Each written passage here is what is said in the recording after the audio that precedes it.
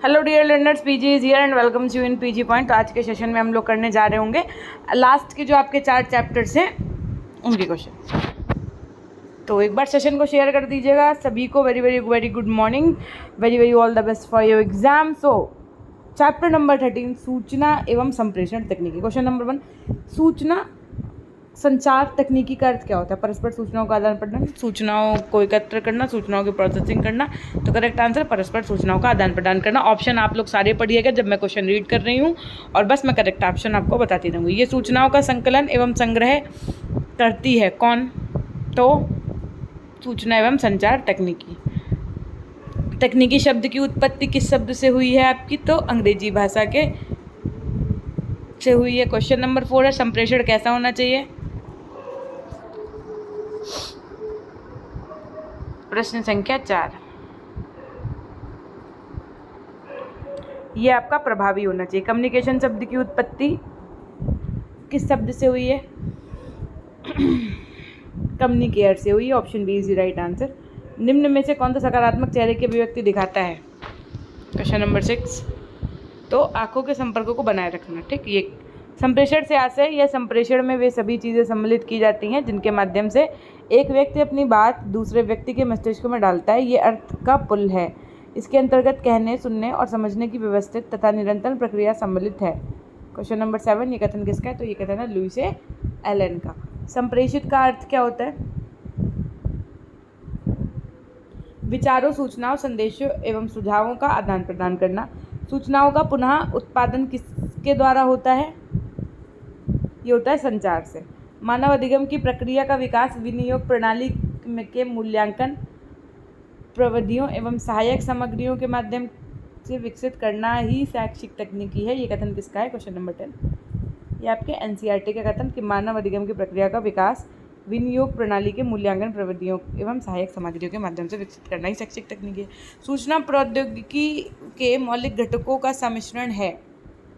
संचार प्रक्रिया, computer network और email is the right answer. दो असमान या समान डिवाइसों के मध्य डैश तथा डैश के आदान प्रदान को डेटा संचार कहते हैं। इस संपूर्ण प्रक्रिया को संचार प्रक्रिया कहते हैं। तो किसको कहते हैं? डेटा या सूचना, मतलब दो समान या असमान डिवाइसों के माध्यम से डेटा तथा सूचना को आदान प्रदान करने को डेटा संचार एवं इस संपूर्ण प्रक्रिया को संचार कहते हैं।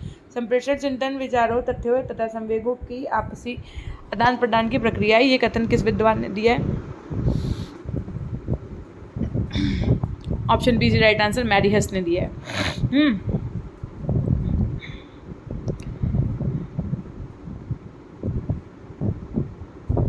संचार के अनेक कार्य हैं और कौन सा कार्य संचार का नहीं है, इसमें पूछा गया। इसके माध्यम में रेडियो नहीं आता है। संप्रेषण दृश्य साधन के अंतर्गत आते हैं। Option A film system, film stream, projector. संप्रेषण के अमुद्रित माध्यमों के अंतर्गत श्रव्य दृश्य साधनों में क्या आता है? श्रव्य दृश्य की बात की गई, देखिएगा, थोड़ा सा ध्यान दीजिएगा, है ना। तो option B is the right answer, tele conferencing. Model किस साधन के अंतर्गत आते हैं आपके? तो मॉडल आते हैं दृश्य साधन के अंतर्गत। क्वेश्चन नंबर 18 की तरफ चलेंगे। जब संदेश प्राप्त करने वाला व्यक्ति संदेश प्राप्त करने के पश्चात संदेश देने वाले के पास प्रेषित करता है तो उसे क्या कहते हैं?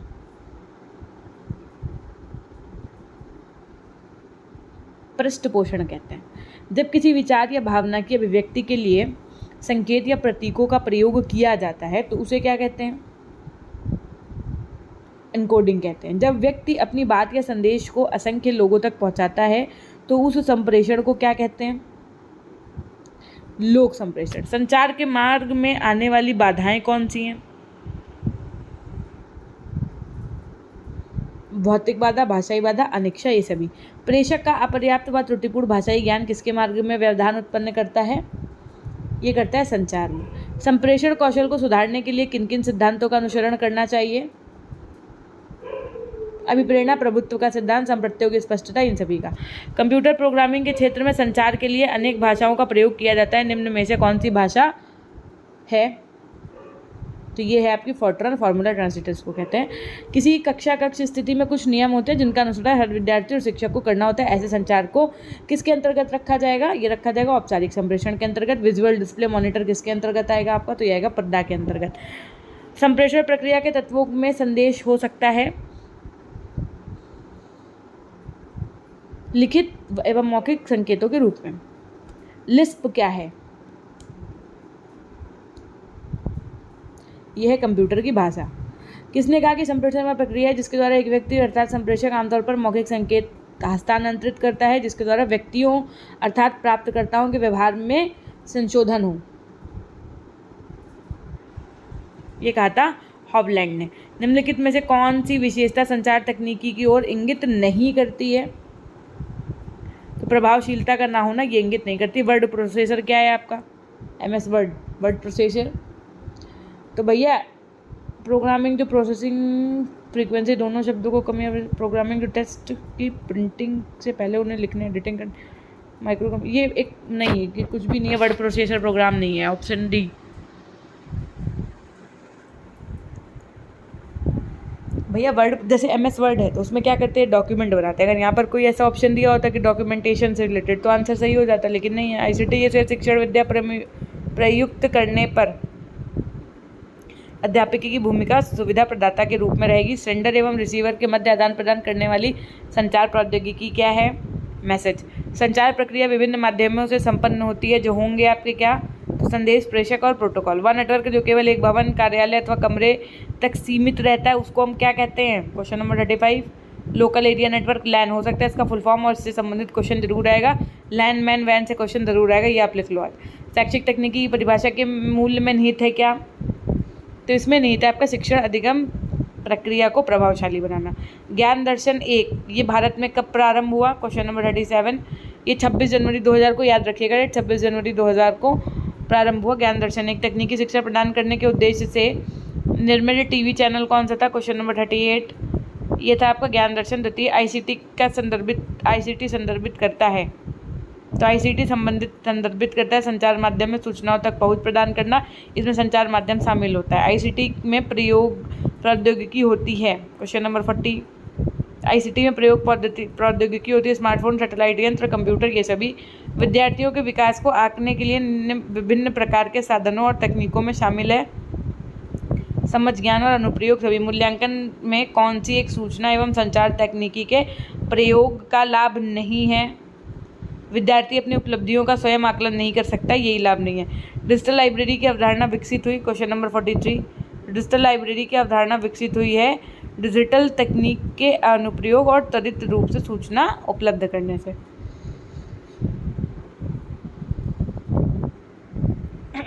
ऑनलाइन मूल्यांकन से क्या आशय है?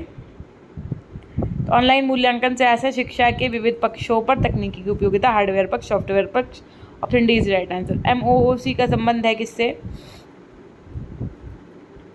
इसका संबंध है ऑनलाइन स्टडी कोर्स से। MOOC का फुल फॉर्म बताइएगा। MOOC की लोकप्रियता के कौन से कारण है? इसका मुख्य कारण क्या है भैया? तो प्रोफेशनल गाइडेंस, ऑनलाइन कोर्स की सुविधा, कोर्स से संबंधित पाठ्यपुस्तक, ये सभी। OHP ओवरहेड प्रोजेक्टर इसका फुल फॉर्म होता है आपका, और ये क्या है? एक दृश्य उपागम है। वैसे इसका ऑप्शन सी ज़्यादा बेटर है। श्रव्य दृश्य उपागम दोनों ही के अंतर्गत आएगा ये, क्योंकि प्रोजेक्टर के माध्यम से जो बच्चों को वीडियोस दिखाए जाते हैं ना, ये उसकी बात है। ठीक, एक ऐसा सॉफ्टवेयर प्रोग्राम है जो हमारे कंप्यूटर को इंटरनेट से जोड़ने में सहायता करते हैं। तो ब्राउज़र। कंप्यूटर के हार्डवेयर प्रौद्योगिकी में शामिल युक्तियाँ कौन सी? हार्डवेयर जिन्हें आप टच कर सकते हैं, ठीक है, ऐसे भी याद कर सकते हैं।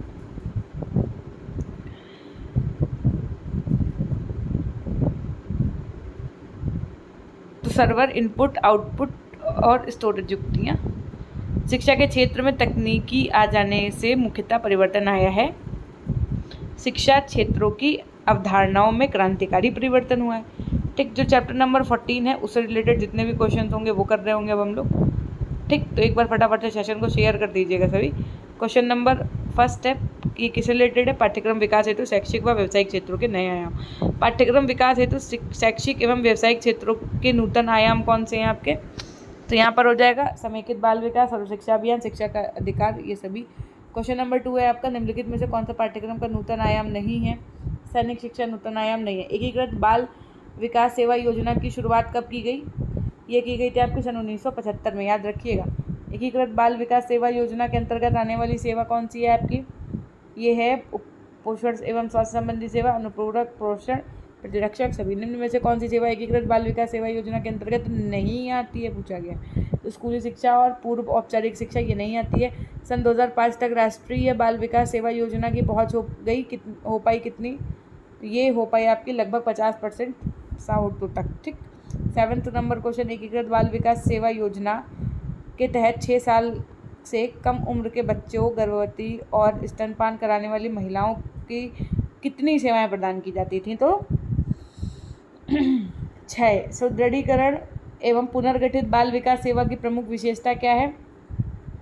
तो सामुदायिक भागीदारी के लिए स्थानीय स्तर पर योजनाओं को लचीला बनाना, लागत संशोधन सहित पूरक पोषण कार्यक्रम में सुधार लाना, सूचना एवं संचार प्रौद्योगिकी का प्रशिक्षण एवं प्रयोग करना, उपर्युक्त सभी से हो जाएगा। केंद्र सरकार ने सर्व शिक्षा अभियान की स्वीकृति प्रदान की है। क्वेश्चन नंबर 9, तो ये प्रदान की किसने भैया? सन 2000 में, ठीक। सर्व शिक्षा अभियान किसकी सहायता से चलाया जा रहा है? तो सर्व शिक्षा अभियान आपका ऑप्शन भी राज्य सरकार की सहायता से चलाया जा रहा है।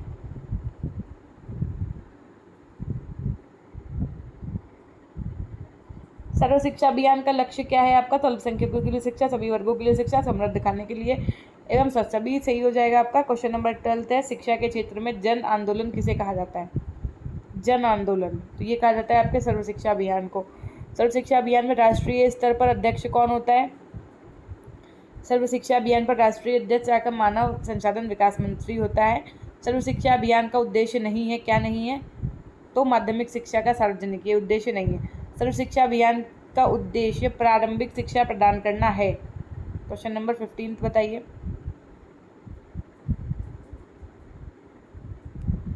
6 से 14 वर्ष की आयु के सभी बच्चों के लिए सर्व शिक्षा अभियान का उद्देश्य प्रारंभिक शिक्षा प्रदान करना है। सर्व शिक्षा अभियान के बारे में निम्नलिखित में से कौन सा कथन गलत है? क्वेश्चन नंबर 16, तो ऑप्शन क्या हो जाएगा? सर्व शिक्षा अभियान के बारे में कौन सा कथन गलत है? ये देश के सभी नेटवर्क में लागू है, इसे 2001 में लॉन्च किया गया था, इसे बड़े भारत सर्व शिक्षा अभियान का एक उपक्रम है। इसका आंसर एक बार ज़रा गूगल करेंगे, क्योंकि ना तो इसके ऑप्शन ही सही लग रहे हैं, ना इसका सही सिनेरियो लग रहा है ना, कोई दो सही लग रहे हैं इसमें। राष्ट्रीय शिक्षा नीति 2020 के अनुसार व्यावसायिक शिक्षा के एकीकरण के लिए व्यावसायिक शिक्षा और दृश्य योजना की स्थिति की समीक्षा के लिए क्या एक गठित किया जाएगा? इसका सही होगा आपका समिति गठित की जाएगी। एनईपी 2020 के अनुसार व्यावसायिक शिक्षा के लिए केंद्रीय क्षेत्रों में ही चुना गया है क्या? कौशल विश्लेषण और स्थानीय संभावनाओं का रेखांकन। समग्र शिक्षा के तहत पूर्व व्यावसायिक शिक्षा किस कक्षा से शुरू की जाएगी? क्वेश्चन नंबर 19, ये शुरू की जाएगी आपकी option B is right answer, 6 से 8 के बीच में, ठीक। एनईपी 2020 के अनुसार 2025 तक कम से कम कितने प्रतिशत शिक्षार्थियों को स्कूल और उच्च शिक्षा के माध्यम से व्यावसायिक प्रदर्शन करना होगा?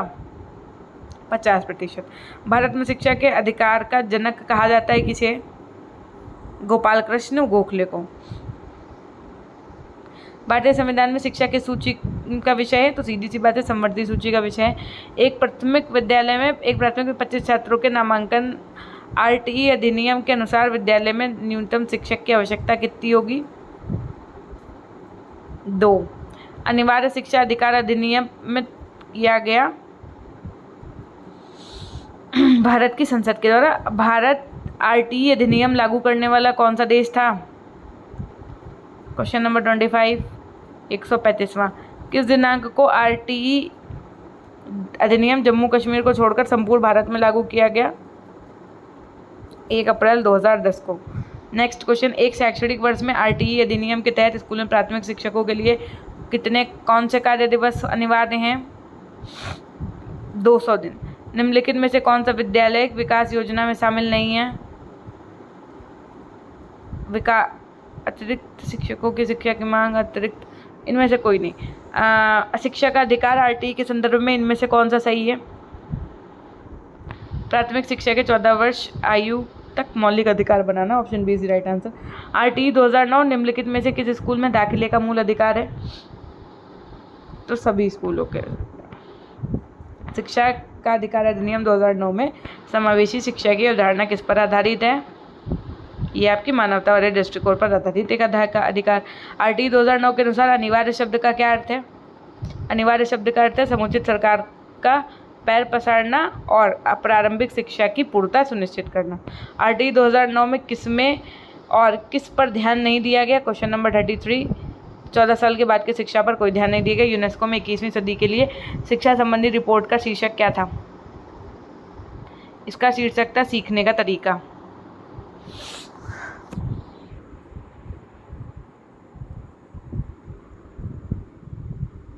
आरटीई 2009 में किस शिक्षा पर बल दिया गया? समावेशी शिक्षा पर। आरटीई 2009 में कौन सा प्रावधान नहीं है? तो भैया ये शिक्षक अनुपात 1:25 ये नहीं है, बाकी 6 से 14 वर्ष की निजी विद्यालयों में कमजोर वर्ग के लिए ये स्कूल पूर्ण शिक्षा ये सभी है। जीवन कौशल शिक्षा का अर्थ क्या है? जीवन कौशल शिक्षा का अर्थ है जीवन के लिए उपयोगी कौशलों को विकसित करने वाली शिक्षा। जीवन कौशल अनुकूलित एवं सकारात्मक व्यवहार के लिए योग्यताएं हैं। जीवन की मांग एवं चुनौतियों से प्रभावपूर्ण ढंग से व्यवहार करने में मानव का समर्थ बनाते हैं। ये किसने कहा? विश्व स्वास्थ्य संगठन, WHO, वर्ल्ड हेल्थ ऑर्गेनाइजेशन। जीवन कौशल शिक्षा में निम्नलिखित में से कौन जीवन कौशल में सम्मिलित है? सृजनात्मक चिंतन, समस्या समाधान करना, परानुभूति, उपर्युक्त सभी आपका सही हो जाएगा। प्रधानमंत्री कौशल विकास योजना का उद्देश्य क्या है? PMKVY। प्रधानमंत्री कौशल विकास योजना याद रखिएगा, ये पूछा जा सकता है। तो युवाओं रोजगार को उपलब्ध करवाना। इसके तहत आपके बहुत सारे कोर्सेज चल रहे हैं। निम्न में से किसकी पहल पर जीवन कौशल शिक्षा को एक पहल के रूप में अंगीकृत किया गया? तो option C is the right answer, Shri Narendra Modi ji को। प्रधानमंत्री कौशल विकास योजना का शुभारंभ किया किसने? तो ये किया था आपके विश्व युवा कौशल दिवस के अवसर पर किया गया था। युवा दिवस कब मनाया जाता है ये कमेंट सेक्शन में बताइएगा आप लोग। क्वेश्चन नंबर 43, प्रधानमंत्री कौशल विकास योजना का क्रियान्वयन प्रारंभ कब से हुआ था? क्वेश्चन नंबर 43, ये प्रारंभ हुआ था भैया 15 जुलाई 2016 से, याद रखिएगा। प्रधानमंत्री कौशल विकास योजना का क्रियान्वयन 15 जुलाई सन 2016 से हुआ था। प्रधानमंत्री कौशल विकास योजना के द्वारा प्रशिक्षण प्राप्त सफल प्रतिभागियों को कितने रुपए का पारितोषिक दिया जाता है? तो 8,000 औसतन। क्वेश्चन नंबर 45 है आपका, प्रधानमंत्री कौशल विकास योजना का शुभारंभ किसके द्वारा किया गया?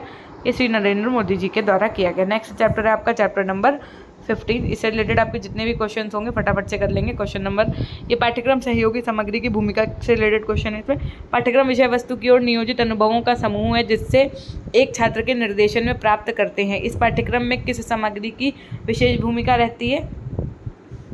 प्रश्न संख्या 1। तो इसमें रहती है आपके सहयोगी और अनुपोषक सामग्री दोनों की। ठीक है, निम्नलिखित में से किन पाठ्यक्रम सहयोगी सामग्री का प्रयोग पाठ्यक्रम शिक्षण में किया जा सकता है? प्रयोगशाला सामग्री, पाठ्यपुस्तकें, जर्नल्स, श्रव्य दृश्य, अनुपोषक सामग्री, उपर्युक्त सभी सही हो जाएगा। पाठ्यक्रम सहयोगी सामग्री है क्या है? छात्र कार्य पुस्तिकाएं, शोध पत्र, हस्त पुस्तिकाएं, प्रदर्शन स्लाइड्स, ये सभी सही हो जाएगा। एक अच्छे शिक्षक से निम्न गुणों में से एक की अपेक्षा नहीं की जाती है क्या? बिना किसी श्रव्य दृश्य सामग्री के शिक्षण। श्रव्य दृश्य सामग्री नहीं होना चाहिए, बच्चों को मानसिक रूप से परेशान करने वाली। निम्नलिखित में से कौन सा शिक्षण अधिगम सामग्री के संदर्भ में सही नहीं है? समाचार पत्रों और पत्रिकाओं के कटआउट लगाने के लिए ब्लैक बोर्ड का उपयोग किया जा सकता है। शिक्षण अधिगम सामग्री के अनुसार चयन करना चाहिए। पाठ्य पुस्तकों में दिए गए प्रश्नों का ही प्रयोग कर प्रश्न पत्र तैयार करेगा वो। ये क्या है? एक प्रभावी भाषा शिक्षक की है। ठीक, अच्छी चीज़। उसके बाद क्वेश्चन नंबर 7 भूल गए क्या मैं बताना? हाँ, शिक्षण के उद्देश्य होगा। ठीक, शिक्षण अधिगम सामग्री के अनुसार शिक्षण के उद्देश्य चयन करने चाहिए। पहले किसी पाठ का अच्छा परिचय होना चाहिए, संक्षिप्त और सटीक होना चाहिए। मोशन पिक्चर्स के माध्यम का उपयोग छात्र के लिए एक प्रातिनिधिक अनुभव प्रदान करता है। निम्नलिखित में से कितने प्रकार के टेक्स्ट मीडिया हैं? तो डिजिटल ई पुस्तकें, ई जर्नल्स। छात्रों को पाठ्यपुस्तकों से भाषा कौशल प्राप्त करने के लिए पाठ्यपुस्तक से सीखना चाहिए। मूल्यांकन और उपलब्धि के साथ संबंध। शिक्षण अधिगम सामग्री TLM टीचिंग लर्निंग मटेरियल का शिक्षक द्वारा उपयोग किया जाना चाहिए क्योंकि ये सीखने सिखाने की प्रक्रिया को पूरक बनाता है। निम्नलिखित में से कौन सा शिक्षण अधिगम सामग्री के संदर्भ में सत्य है? तो फ्लालेन बोर्ड की सहायता से चित्रों का उपयोग करके कहानियाँ सिखाई जा सकती हैं। प्रारंभिक स्तर पर एक अच्छी पाठ्यपुस्तक में क्या होना चाहिए? सभी प्रकार के व्यायामों के लिए स्पष्ट रूप से निर्देश दिए होने चाहिए, चित्राकर्षक होने चाहिए, साफ सुथरे वास्तविक रंग होने चाहिए, उपर्युक्त सभी सही हो जाएगा। भाषा प्रयोगशाला के लिए अधिक सहायक क्या है आपका? क्वेश्चन नंबर 16 ये है बोली जाने वाली भाषा को समझना, उच्चारण सुधार, अभिनव शिक्षण सभी। पाठ्यपुस्तक अध्ययन की निश्चित विषय वस्तु से संबंधित पुस्तक है जो क्रमबद्ध ढंग से व्यवस्थित शिक्षण के विशिष्ट स्तर पर उपयोग के लिए उद्दिष्ट एवं प्रदत्त पाठ्यक्रम के लिए अध्ययन की सामग्री के प्रमुख स्रोत के रूप में प्रयोग की जाती है। ये कथन है शिक्षा शब्दकोश का। पाठ्यक्रम को ध्यान में रखकर पाठ्यपुस्तकों का विकास कब प्रारंभ हुआ? ये हुआ 16वीं शताब्दी में। सर्वप्रथम भाषा शिक्षण की पाठ्यपुस्तकें किसने लिखी थी? कमेनियस ने। 19वीं शताब्दी में पुस्तकीय ज्ञान का विरोध किसने किया? जॉन डेवी, महात्मा गांधी और फ्रॉबेल सभी ने। हस्तपुस्तिका सामान्यतः छात्रों के द्वारा तैयार किए गए प्रकाशन है जो विद्यालय अथवा कॉलेज जीवन के लिए अधिक शीघ्रता एवं स्वयं से समायोजित करने में छात्र की सहायता के लिए उद्दिष्ट आवश्यक तथ्यों से उद्धत संदर्भ प्रस्तुत करती है। ये कथन किसका है? क्वेश्चन नंबर 21 ये कथन है आपके शिक्षा शब्दकोश का। हस्तपुस्तिकाओं का प्रयोग छात्र निम्नलिखित में से किस रूप में करते हैं? ये करते हैं इसमें शिक्षा को दत्त कार्य के लिए छात्र अपने अधिगम कठिनाइयों को भी अंकित करते हैं। छात्र स्वयं अपने द्वारा संपन्न की जाने वाली प्रयोगों और प्रोजेक्ट का विवरण भी लिखते हैं। तो ऑप्शन डी सही हो जाएगा। क्वेश्चन नंबर 23 है आपका, जिसमें विद्यालय के निर्देश, समय सारणी, अवकाश, गृह कार्य संबंधी निर्देश आदि विवरण रहती है, उसे क्या कहते हैं? उसे ही कहते हैं हस्तपुस्तिका। पाठ्यपुस्तक में सबसे महत्वपूर्ण पक्ष क्या होता है आपका? तो पाठों का उद्देश्यपूर्ण चयन। जो शिक्षा के क्षेत्र में कार्य कर रहे विभिन्न शैक्षिक संस्थाओं, संगठनों एवं संघों के द्वारा प्रकाशित किए जाते हैं उन्हें क्या कहते हैं? उन्हें कहते हैं छात्रों की कार्य पुस्तिकाएँ। ठीक, नेक्स्ट चैप्टर है आपका चैप्टर नंबर 16 और चैप्टर नंबर 16 से रिलेटेड जितने क्वेश्चन होंगे ये आपका अंतिम चैप्टर रहने वाला है ना। तो बहुत अच्छे से हम लोग करेंगे इसको फटाफट से। पहला नैतिक शब्द मॉरल शब्द का हिंदी रूपांतरण है, सीधी सी बात है। और मॉरल शब्द किस भाषा के शब्द से बना हुआ है? ये बना हुआ है आपके लैटिन भाषा के शब्द से। ठीक, नैतिक का अर्थ क्या होता है? नैतिक का अर्थ होता है आपके नीति के अनुरूप होने वाला, ऐसा व्यवहार को अनुचित, अनुचित, अच्छे बुरे एवं सही गलत की व्याख्या करने वाला। Option C is right answer. बालक को सम्यक रीतियों के अनुसार सिखाना ही क्या कहलाता है आपका? तो नैतिक शिक्षा कहलाता है। आचरण व व्यवहार के गुणों की औपचारिक शिक्षा जिसके द्वारा बालक का सामाजिक तथा नैतिक विकास प्रभावित हो, नैतिक शिक्षा कहा जाता है। ये कथन किसके द्वारा कही गई थी? मैकेन्जे के द्वारा कही गई थी। किसके द्वारा कही गई थी? मैकेन्जे के द्वारा कही गई थी, है ना। ठीक है, नेक्स्ट क्वेश्चन, कैसे याद रखोगे? जब मैक का मेकअप लगाएंगे, मैक ब्रांड होता है, ठीक, मैक का जब मेकअप लगाएंगे ना तो हम समाज में एकदम कैसे दिखेंगे? मेरा समाज में एकदम लोगों को प्रभावित होंगे और मेरा जो नैतिक विकास भी होगा, है ना, और आचरण में व्यवहार भी अच्छा होगा। ऐसे करके कुछ भी बना लो, बन नहीं रही है ना कोई ट्रिक। 15 देखो क्या है। ये परिभाषा किसने दी है कि नैतिक शिक्षा समाज का एक भाग है किंतु इसका क्षेत्र अत्यंत व्यापक है क्योंकि इसे मनुष्य उन शक्तियों के साथ नैतिकतापूर्ण सामंजस्य स्थापित करने योग्य बनाती है। क्वेश्चन नंबर 5 ऑप्शन क्या हो जाएगा यहाँ पर सही आपका? ए, इमाइल दुर्खिम का है ये कथन। ठीक है, उसके बाद में क्या है नेक्स्ट क्वेश्चन, नैतिक शिक्षा कहते हैं किसको कहते हैं? तो नैतिक शिक्षा कहते हैं आपके बालक का सामाजिक विकास करने वाली शिक्षा को, व्यक्तित्व का संतुलित एवं सर्वांगीण विकास करने वाली शिक्षाओं को, बालक के दृष्टिकोण को उदार बनाने वाली शिक्षा को। उपर्युक्त सभी सही हो जाएगा। नैतिक शिक्षा के स्तंभ निम्नलिखित में से कौन से हैं आपके? तो नैतिक शिक्षा के स्तंभ आपके हैं चरित्र और नैतिकता, व्यक्ति और समुदाय, नागरिक अध्ययन और सांस्कृतिक अध्ययन। उपर्युक्त सभी सही हो जाएगा। नैतिक शिक्षा के 6वें जनक कौन है आपके? क्वेश्चन नंबर 8 नैतिक शिक्षा के 6वें जनक आपके कौटिल्य या आचार्य चाणक्य कह सकते हैं आप।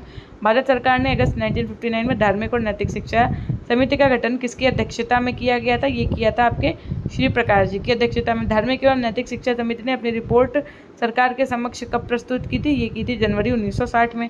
धार्मिक और नैतिक शिक्षा के विषय में ये किसने कहा कि हम श्री प्रकाश समिति की संस्तुति से सहमत हैं। नैतिक एवं आध्यात्मिक मूल्यों की शिक्षा के लिए स्कूल समय सारणी में सप्ताह में 1 या 2 पीरियड्स अच्छे से अलग से रखे जाने चाहिए। तो यहाँ पर आपका करेक्ट आंसर होगा शिक्षा आयोग ने। किसके शिक्षा दर्शन ने अच्छे कार्यों का अभ्यास को नहीं वरन जीवन जीने के गुणों पर विशेष बल दिया है? तो यहाँ पर आपका करेक्ट आंसर हो जाएगा अरस्तू के शिक्षा दर्शन में। नैतिक शिक्षा का उद्देश्य क्या है आपका? उपर्युक्त सभी सही हो जाएगा। बाल सभा किसका उत्तम उदाहरण है? नैतिक शिक्षा का है। छात्रों में नैतिक मूल्यों को निहित करने के लिए पाठ्यक्रम को इस प्रकार बनाया जाता है किसके माध्यम से इन गुणों को सिखाया जाता है? तो कविता, कहानी, पंचतंत्र सभी सही हो जाएगा।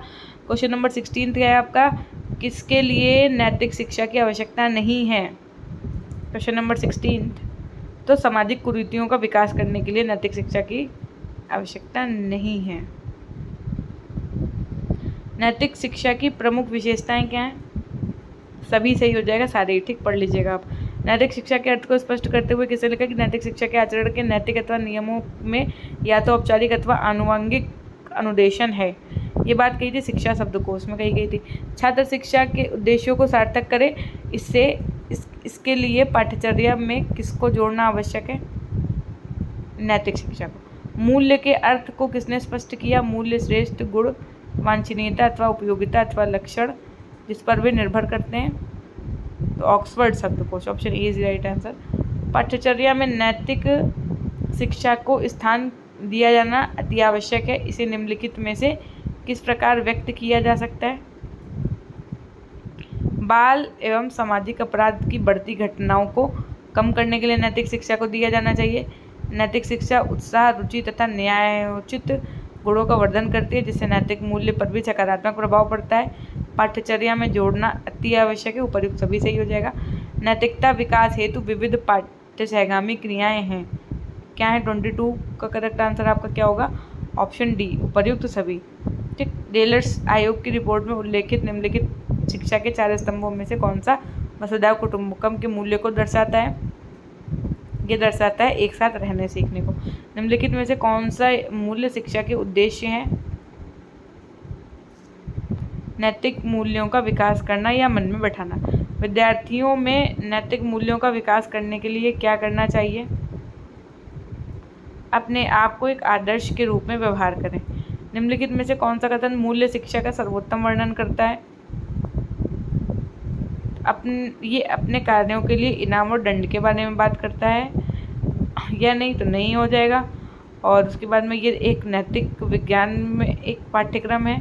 क्या कहा गया? कौन सा कथन मूल्य शिक्षा का सर्वोत्तम, मूल्य शिक्षा का सर्वोत्तम वर्णन किया गया?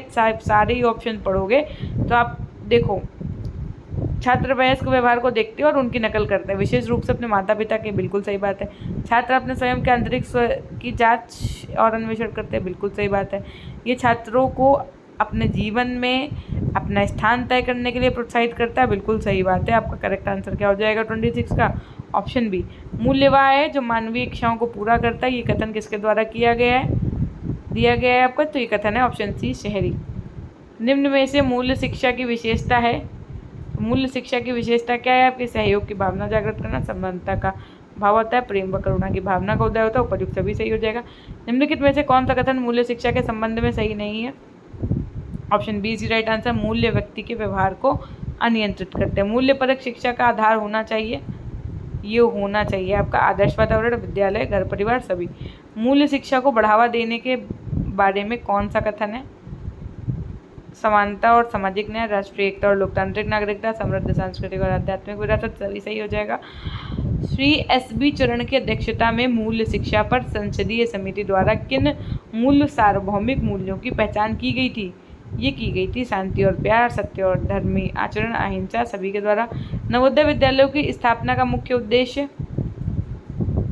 Option B is the right answer. ग्रामीण क्षेत्रों में अच्छी शिक्षा प्रदान करना। निम्नलिखित में से किस श्रेणी के कॉलेज मुख्य रूप से बड़े पैमाने पर कार्य के लिए तैयार जनशक्ति तैयार करने के लिए अभिप्रेरित हैं? तो सामुदायिक महाविद्यालय। कौन सा कथन नैतिक मूल्यों को प्राप्त करने के लिए सबसे प्रभावी साधन है? ये नैतिक विकास साहित्य पढ़कर, ठीक। तो फाइनली यहाँ से आपका पूरा ये कंप्लीट होता है पेपर, है ना। होप सो कि आपने क्लास को अच्छे से पढ़ लिया होगा। भाई एक बार भी पढ़ लिया तो कोई दिक्कत वाली बात नहीं, क्योंकि इतना टाइम भी नहीं है, ठीक है। पहली बात तो आपको भैया एक बार इसको लाइक तो कर ही दिया होगा आपने। ये आपकी सोचो आपकी journey 1st to 4th semester तक रही, और आज ये 4th सेमेस्टर का आपका पेपर 3 है ना। तो कितना अच्छी बात है, सेकेंड लास्ट पेपर आप हमारे साथ कर रहे हैं। लेकिन आपने अभी तक अगर लाइक नहीं किया तो सेशन को लाइक ज़रूर कर लीजिएगा। मेरी तरफ से आप सभी के लिए बहुत बहुत सारी ऑल द बेस्ट है। जितने भी आपको मैं ट्रिक्स सीटेट का पेपर सॉल्व करने के लिए बताई थी, negative positive both all of the above, है ना, और भी बहुत सारी ट्रिक बी फॉर बेस्ट और ए एंड बी, तो वो सब कुछ अप्लाई करिएगा जा करके, क्योंकि आज के पेपर में आपको फैक्चुअल क्वेश्चंस नहीं मिलेंगे। ये चीज़ कब बनी, इसका फुल फॉर्म क्या है, आपको जो क्वेश्चंस मिलेंगे वो कॉन्सेप्ट के बेसिस पे होंगे। तो वो कॉन्सेप्ट के बेसिस पे थ्योरी तो आनी चाहिए, अगर नहीं भी आती तो भी कोई इशू नहीं है। आप ऑप्शंस को पढ़िएगा बार बार 2-3 बार, जब ना आए क्वेश्चन तो अपने आप आपको लगेगा कि ये वाला ऑप्शन सही लग रहा है, और वही आपको लगा देना है जब ना आए तो। ये थी एक छोटी सी जानकारी। मिलते हैं हम आपसे फिर नेक्स्ट क्लास के माध्यम से। तब तक के लिए अपना ध्यान रखिएगा। Bye bye. हमेशा खुश रहिए, मुस्कुराते रहिए, कभी अपने लिए तो कभी अपनों के लिए। Till then take care, bye bye.